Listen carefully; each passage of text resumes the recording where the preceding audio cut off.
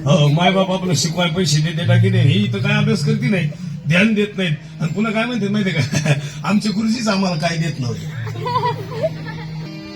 दिलं तरच मिळेल, नाही तर मिळणार नाही. तुमचं एक भाषा आहे, मला प्रेम कुणी देत नाही, तुम्ही द्या ना. पृथ्वीला पेज दिलं, पृथ्वीला त्याच्यात डबल दिलं.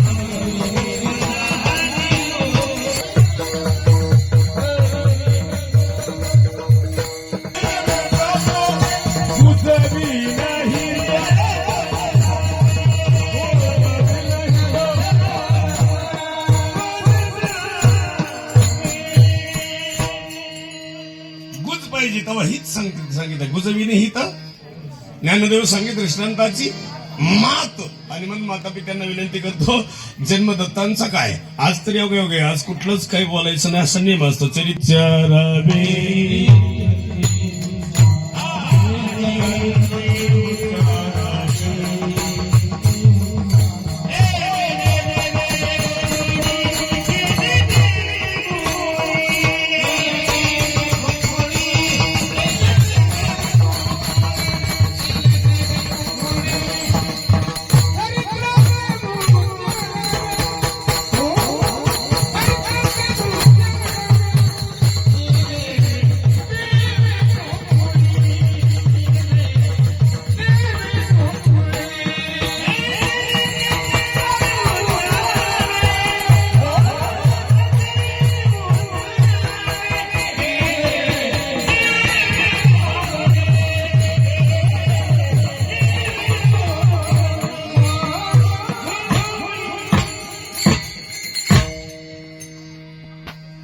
एकदा टाळ्या मारल्या. मला लई कुठं नाही प्रॉब्लेम.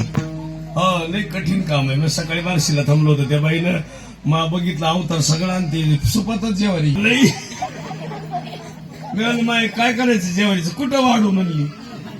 आम्हाला मी खडके महाराज कीर्तन कर बया म्हणली. मला वाटलं नंदीवालच आलंय. जगावं का मरावं हे वृत्तीच वेगळी. तुम्ही वरून नाही पाहायला पाहिजे, आतून पाहायचं. हो, तुम्ही आतून जर पाहिलं तर तुमचं जीवन प्रसन्न पाहिजे. आता पोरं सांगते नाही बरोबर, बंगला मोठा असावं का मन मोठा असावं.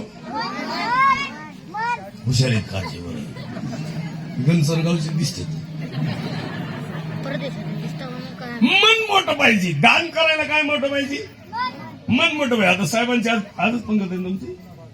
रोज रोज मला वाटतं 70 ना, एक टायमाला का 2 टायमाला 24 तास. काय डोकं असं, काय माणसं दान करणारे माणसं, तन मन धनानं तगड. आणि त्याला मनच मोठं लागतं. काय तब्येत नाही लागत. हो, तब्येत मोठी असून चालत नाही, बंगला मोठा असून चालत नाही. आमच्याकडे 25 कोटीचा बंगला आहे आमचं सोयऱ्याचा. महाल आहे, असा महाल. आमदाराचा सुद्धा नाही, खासदाराचा बंगला नाही, बीड जिल्ह्यात बंगलाच नाही तसा. इतका क्वालिटी बंगला आहे पाहुण्यांचा. हो, त्याचं उत्तर आहे. पण समाधान पाहिजे. काय पाहिजे, हा. आणि समाधान नसल्यावर काय करायचं. तुमच्याकडे असं नियम आहे, सगळं आहे पण काय नाही.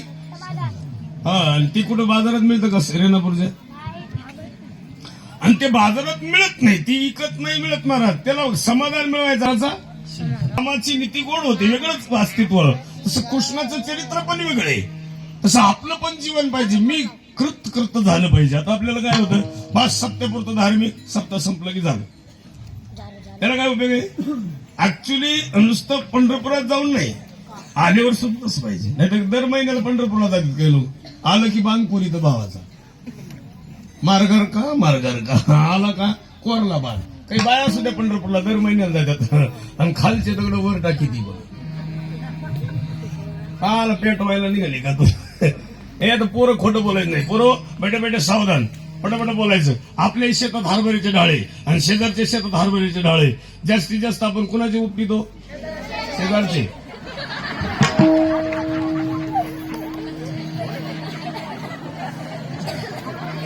तुम्हाला बीडचं काय सवय लागली का काय? आमचा जिल्हा शेजारी आहे. लय गोड आहे पोरं. आंबे सगळ्याच्या शेतात आहेत, पण 2-4 का होईना आंबे कुणाचे आपण तोडीतो? शेजारचे. वा, लईच कठीण काम. हे काय आग लावाय काय कारटी काय? आता तुम्ही सांगा, आपल्या शेतात भुईमुगाची वेल आहे आणि शेजारच्या शेतात आहे. आपली मम्मी काय म्हणते? कोणच्या येतले उपटून आण. मम्मी पण अशीच म्हणते.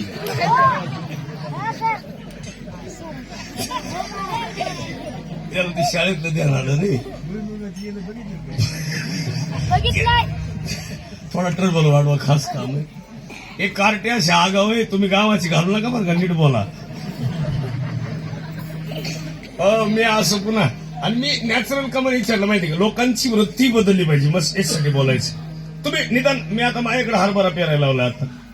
महाराज शेटजी, मला वाटतं प्रदीपरावजी देशमुख, प्रदीपजी देशमुख साहेब, तुमच्या वडिलांचं जजमेंट काय नाव होतं त्यांचं? चंद्रराव. हा, तुम्ही एक सांगतो तुम्हाला, आम्ही तुमच्या घरात आलो ना, मी बरंच काही घेऊन गेलो त्या दिवशी, त्यावेळेस. त्याच्यानंतर मी आचरणात आणलं आणि आतापर्यंत ते मला तृप्त झालं त्याच वेळेस. आता परत तुमच्या घरात मी आता आलो, पण ती त्यावेळेस नेलेलं मला पूर्णत्वाला गेलं. काहीतरी घेतलं पाहिजे. काय घेतलं मी तुमच्याकडून? संस्काराचं बीज. धन नाही नेलं, संस्कार न्यायचे. तुम्ही तुमच्या घनसर गावात आलो, मी एकाएकी बघितलं सगळं. मला लगेच चेहऱ्यावर कळलं यांचं वातावरण काय आहे. गिरी महाराजांकडे आलं, काय घेतलं आपण, काय त्याला किंमत आहे. पण तुम्ही सुद्धा ती बदल केला पाहिजे. हा, ते परंपरा बदललीच पाहिजे. जावा जावा एकत्रच वाटल्या पाहिजे, तरच काला.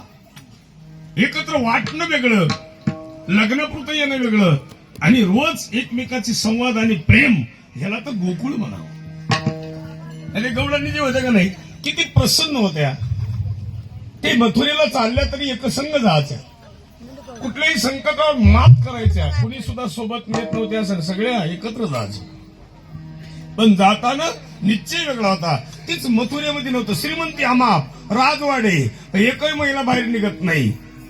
कुठं? मथुरेमध्ये. बाजारात गोकुळातल्याच नाही, मथुरेतल्या जरी आल्या विकणाऱ्या नव्हत्या, घेणाऱ्या होत्या.